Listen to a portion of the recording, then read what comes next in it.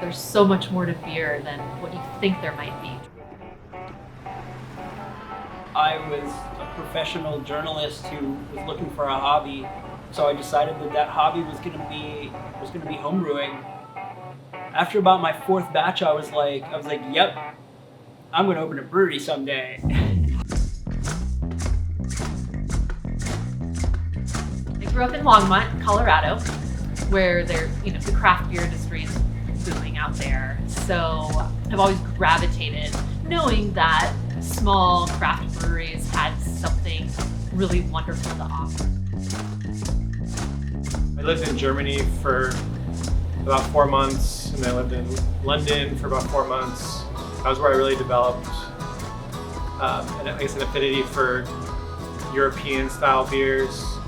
We are known for making a lot of lagers, and we're known for making a lot of barrel-aged beer. So many breweries are coming in following that sort of hype route of making lots of IPA, a lot of different IPA with hops that are recognizable to the public. We have 20 draft lines, and we have like 3 IPAs. A lot of brewers who make like 8% double IPA all the time, that's not what they sit down and drink in the evening. I can tell you where a lot of brewers from other breweries like to hang out, because we make what they call brewers beer. There's a lot of art and science as well to beer, not just hopping on the bandwagon of the latest and greatest, like, oh, we're doing this to make money.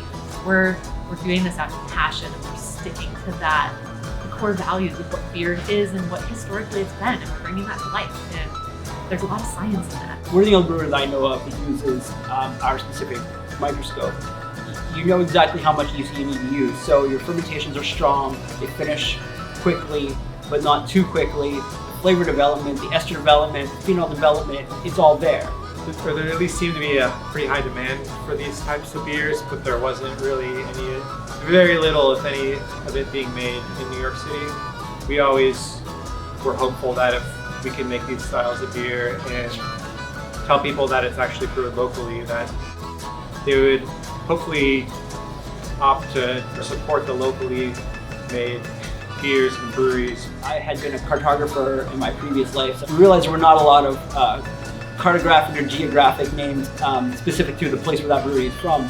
Classic styles have survived the test of time, and I think it's worth sticking to that philosophy.